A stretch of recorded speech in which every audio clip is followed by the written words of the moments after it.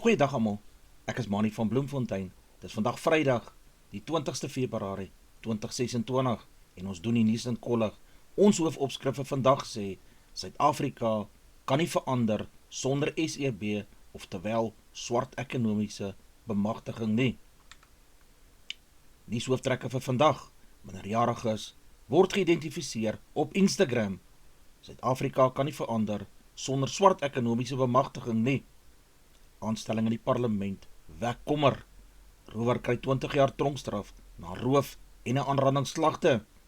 Zimbabwe wen Sri Lanka in T20 wêreldbeker wedstryd. Cheetah Rugby se uitvoerende hoof Rory Duncan skuif na die haie. Die Suid-Afrikaanse ekonomie kan nie getransformeer word sonder swart ekonomiese bemagtiging, oftewel SEB nie, so sê president Cyril Ramaphosa. Ramaphosa het gister repliek gelewer op die afgelope 2 dae se debat oor sy staatsrede in 'n gesamentlike sitting van die nasionale vergadering en die nasionale raad van provinsies. Hy het hom sterk uitgespreek oor die ekonomie en sy duidelike steun uitgespreek vir SEB. Dit kan vir niemand aanvaarbaar wees dat vroue minder as mans verdien nie, minder as mans besit en minder ondernemings as mans bestuur nie.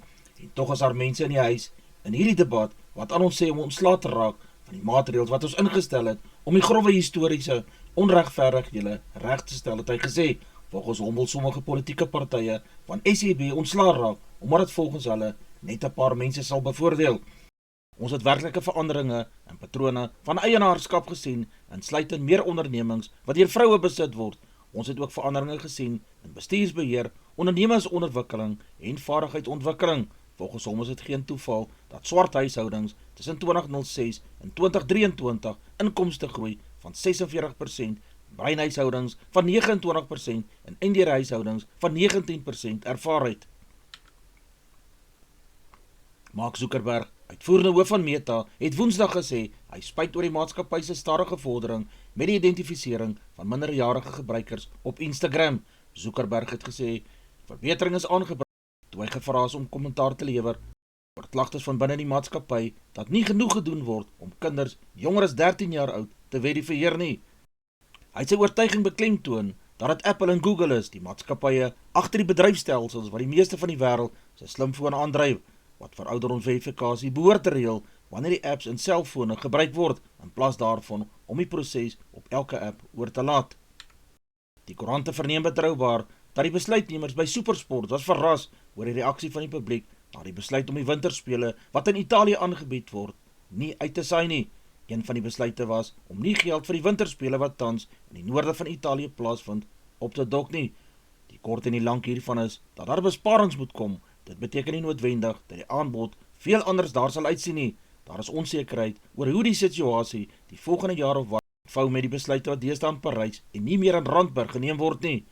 My Broadband berig MultiChoice loop toenemend die gevaar om sy oorheersing in die plaaslike sportmark te gaan verloor. Dit was nog altyd ons belofte by SuperSport om die wêreld se beste sport aan passievolle ondersteuners te kan bied, van die globale skouspelle, van die Kampioenenliga tot die eerste LFV toernooi.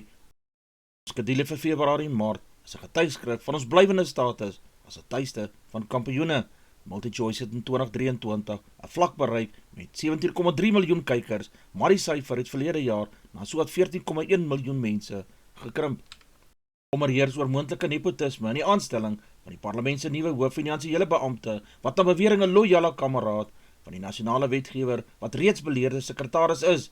Die jongste verwikkelinge volg nadat die DA vroeër openbare beskermer, die spesiale ondersoekeenheid en die parlement se gesamentlike staande komitee oor finansiële bestuur versoek het om die omstandighede om George Xolile se aanstelling in 2022, sy astronomiese salarisverhoging en bewering van finansiële wanbestuur en wanadministrasie onder sy toesig te ondersoek.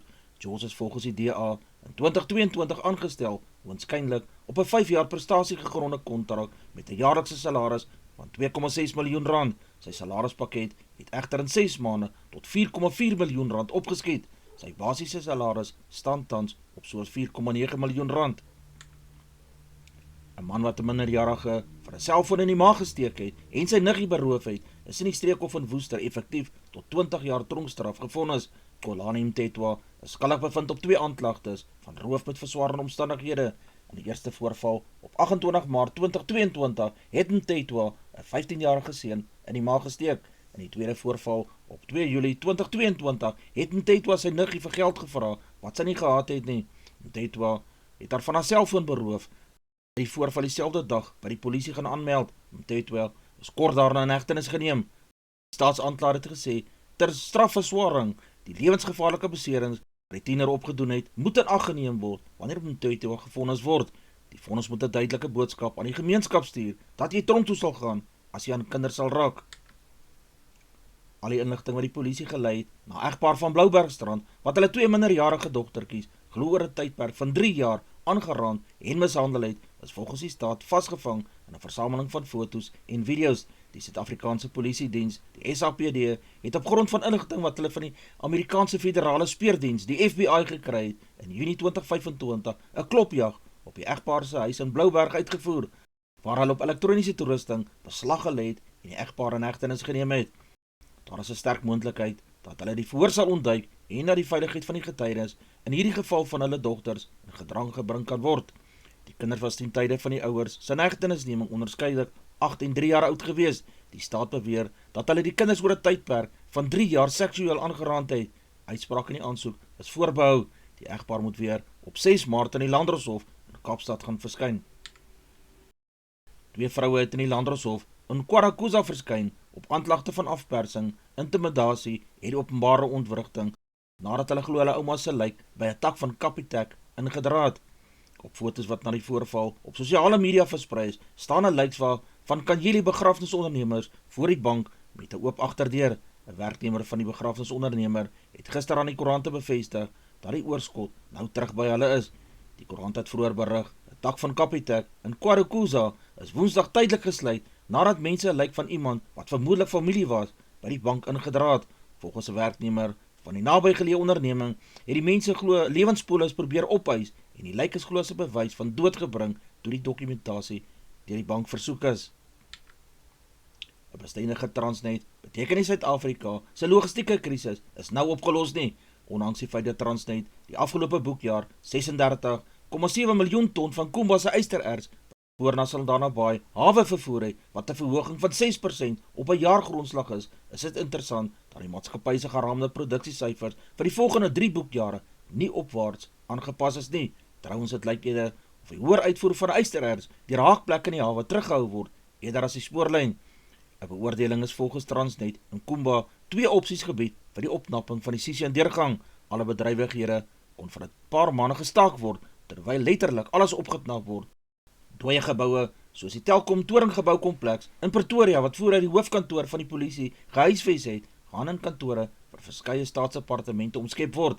Dean McPherson, minister van Openbare Werke en Infrastruktuur, het Woensdag hierdie prentjie in die debat op president Cyril Ramaphosa se staatsrede in die nasionale vergadering geskets.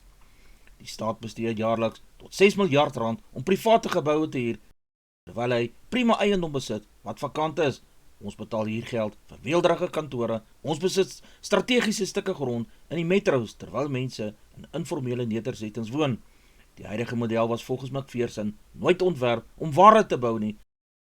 Wessel Roux, wat in sy speeldae vir die Bulle in die Karibeker en Super Rugby uitgedraf het, is in Desember as die Leeu se voorspeler-breier aangestel. Ek dink na die wedstryd teen die Bulle het dit dalk gelyk of ons span vir berading moet gaan, maar as daar teruggekyk word na die wedstryd, was dit nie alles sleg gewees nie. Volgens hom is die Leeu's se seniorspeler opgewasse genoeg om gou te besef dat hulle in die Haie die naweek se wedstryd op 'n skoon bladsy sal begin. Roux erken egter 'n massiewe uitdaging wag op die Leeu's teen die Haie span wat 3 agtereenvolgende seges in alle kompetisies behaal het. Die Haie se fisieke span, dis basies 'n internasionale span met verskeie springbokke, het Roux aan die media gesê. Die Leeu se span word vandag aangekondig. Jack Crowley begin môre op loskakel vir Ierland in die 6-nasie toets teen Engeland op Twickenham. Sam Prendergast, wat in Ire se eerste 2 toets in die reeks op nommer 10 try begin het, is uit die 23-tal gelaat vir die kragmeting met die Rose. Crowley kry 'n kans om in die beginspan te kom nadat Andrew Farrell besluit het, Ierland se hoofafrigter, om geloof het vir impak wat hy die afgelope Saterdag in Dublin in die tweede helfte van Italië van die plaatsvervangerbank afgemaak het. Crowley en Jamie Gibson is die nuwe skakelpaar met Craig Casey wat na die bank toe gaan skuif. Die naweek se 6-nasie program is môre om 16:10 Suid-Afrikaanse tyd Engeland teen Ierland, om 18:40 is Wales teen Skotland en Sondag om 17:10 speel Frankryk teen Italië. Al die wedstryde word regstreeks op SuperSport 211 uitgesaai. Zimbabwe het gister danksy agtereenvolgende onoorwonde 50-tal deur die aanvangskolwer Brian Bennett vir Sri Lanka met 6 paaltjies in die spanne se laaste T20 wêreldbeker groepwedstryd in Colombo geskok. Die wenlopies is met net 3 balle oor aangeteken. Die span gaan hom in sy Super 8 groep by Indië, Suid-Afrika en die Wes-Indiese eilande aansluit, wat ook almal onoorwonde in hierdie toernooi is. Bennett het 63 aangeteken van 41 balle. In Zimbabwe se ander 2 voltooide wedstryde, 48 nie uit en 64 lopies nie uit aangeteken. Nog 'n vennootskap van 69 lopies tussen Bennett en sy kaptein, Sikandar Raza, het 45 aangeteken van 26 balle om die derde paaltjie die span binne bereik van die wentelling aangebring. Sri Lankaanse aanvangskolwer Patnam Nisanka het sy 100-tal in die vorige wedstryd teen Australië gister met 62 lopies van 41 balle opgevolg. Zimbabwe speel maandag in Mumbai se eerste Super 8 wedstryd teen die Windies. Die Windies het dank sy hoop 75 aangeteken van 46 balle, se beurt op 165 vir 6 aangeteken. Italië is daarna vir 123 in 18 beurte uitgehaal. Rory Duncan, die Cheetahs se uitvoerende hoof, sal nog tot 'n Mei maand by die Unie wees voordat hy by die Haie gaan insluit. Hy het Woensdag aangekondig dat hulle Duncan in hulle bestuurspan betrek het as hoof van personeel in 'n nuwe hoë prestasiestruktuur. Konrad Lopper sê die personeel by die Unie is Woensdag aand oor die wending ingelig. Duncan het die speler kort dan ook daarvan in kennis gestel. Die Cheetahs het in Desember 2024 Duncan se aanstelling bevestig. Hy het verlede jaar aan die begin van Februarie die leiersel van die uitvoerende hoof by Ros van Renen oorgeneem. Hy het in sy speel daar vir die Cheetahs as kaptein die Currie-beker in 2007 omhoog gehou. Die eerste van 3 wedstryde in die reeks word Sondag in Bloemfontein beslis. Die Suid-Afrikaanse onder 19 speler, Faye Calloway, wat nou 18 jaar oud is, wat op die Proteas se voorafgaande oefenkamp beïndruk het, is tot die groep toegevoeg en kan haar buiging in hierdie reeks maak. Die 36-jarige Marizaan Kap het maandag in die laaste T20 wedstryd in Benoni ongemak gedurende 'n boulskof ervaar. Die laaste 2 eendag wedstryde word Woensdag in Centurion en aanstaande Sondag in Durban beslis. Die kragmeting met die VAE was Dewald Brevis se beste tot dusver in die T20 wêreldbeker toernooi. Hy het 36 lopies van 25 balle geslaan. Sondag se wedstryd is uiteraard 'n totaal nuwe een, het hy gesê. Die toestande gaan anders as in Desember wees. Dis 'n nuwe begin vir albei spanne. Ons moet op ons beste wees en op die klein dingetjies fokus, het Brevis gesê. Brevis praat ook nou gereeld daarvan om getrou aan homself en sy eie speelstyl te bly. Hy het Woensdag 3 sesse geslaan, waarvan een met 'n trekhou byna 90 meter ver gevlieg het. 'n Drywe oor dekpunt vir sy hierdie 6 was 'n ander hoogtepunt van sy beurt. Ek het veral die trekhou geniet. Ek is gek oor kort afleweringe, het hy gesê. Dit was 'n interessante blad, maar ek het dit geniet. Dit was lekker om 'n bydrae tot die span kon lewer, het hy gesê. Advertensie van Netwerk 24 teken in en kry verskeie tydskrifte en koerante. Advertensie van Bloemkeel for you. Jy kan vir Dian of Susan by 082 390 339 kontak en as jy voertuigregistrasie namens jou behartig. Ons weerberg vir die streek lyk so: Messina 2236, Polokwane 1831, Lephalale 2036, Mbombela 1833, Maikeng 2033, Pretoria 1934, Johannesburg 1831, Ermelo 1430, Galagadi 2337, Gaborone 2033, Richards Bay 2239, Pietermaritzburg 1634, Durban 2132, Port St Johns 2031, Pongola 2236, Maputo 2434, Bethlehem 1431, Bloemfontein 1834, Allewal Noord 1632, Welkom 1934, Vryburg 1934, Kimberley 2334, Appington 2338, Prieska 2536, Springbok 1733, Karasburg 2334, Keetmanshoop 2435, Mariental 2435, Alexanderbaai 1626, Brandvlei 2435, Loedersbaai 1528, Vredendal 1535, Kaapstad 1925, Sutherland 1428, George 1728, Jeffreys Bay 1830, Geberra 1725, Graaff-Reinet 1627, Kapogolas 1925, de R2034, Molteno 1329, Beaufort Wes 1833, Oos-London 1826.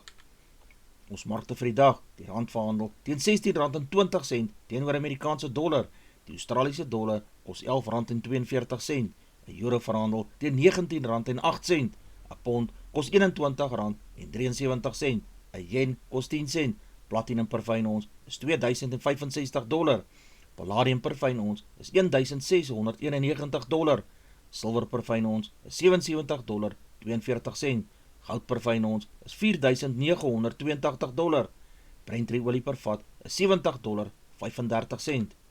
Dis al vir vandag. Onthou om te like, deel met jou vriende en jou vriendinne en onthou om te subscribe op my kanaal. 'n aangename dag en naweek word vir almal toegewens.